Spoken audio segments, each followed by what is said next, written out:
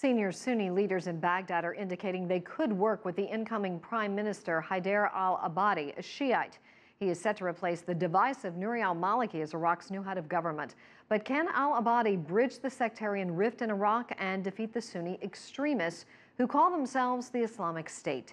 CCTV's Nathan King picks up that part of the story now from the newsroom. Nathan. That's right, Susan. Iraq's political situation may, and we emphasize may, be improving.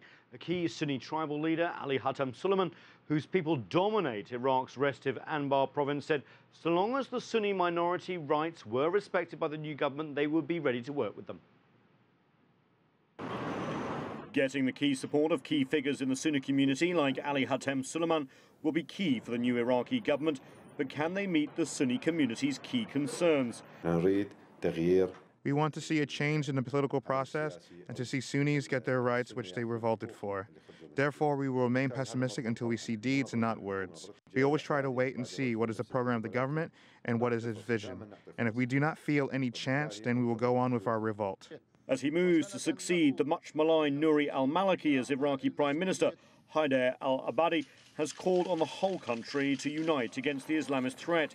But Sunni leaders, including Ali Hatem Suleiman, have said that the Shiite-dominated government must first restore Sunnis to positions of influence. However, there are other signs of a potential political thaw in Iraq. On Friday, an aide to the country's most influential cleric, Grand Ayatollah Sistani, called for unity and backed the new Prime Minister. There is also a push for the incoming government to grant more power to the Sunni and Kurdish regions. The international pressure for reform also continues. While Germany's first aid supplies arrived in the Kurdish north Saturday, the German foreign minister visited Baghdad to endorse the political transition. Iraq's acting foreign minister offered a message of hope. We affirm to the minister that we are confident that the Iraqi people will prevail in the battle against terrorism. Throughout our long history, we have confronted similar events, and we will preserve an Iraq united, strong, democratic, and free that contributes to the peace and security in this restive part of the world. At the moment, a united, strong, democratic and free Iraq is far from a reality, even though this political transition in Baghdad has been endorsed by the United Nations, Iran, Saudi Arabia and the US, as well as other global powers such as China. There is still a long way to go.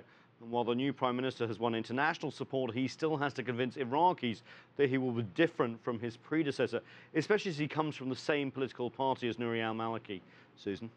Nathan, is there any indication that al-Abadi will meet Sunni conditions, actually, for joining the fight against these Islamic State forces? Well, we are actually getting reports in the last hour or two, unconfirmed, that actually Sunni tribes have started talking about and maybe acting against Islamic State. So that suggests that inside Baghdad there has been some sort of deal-making when it comes to the Shiite-dominated government giving in to some of the demands of the Sunnis. But of course, we have to talk about facts on the grounds here.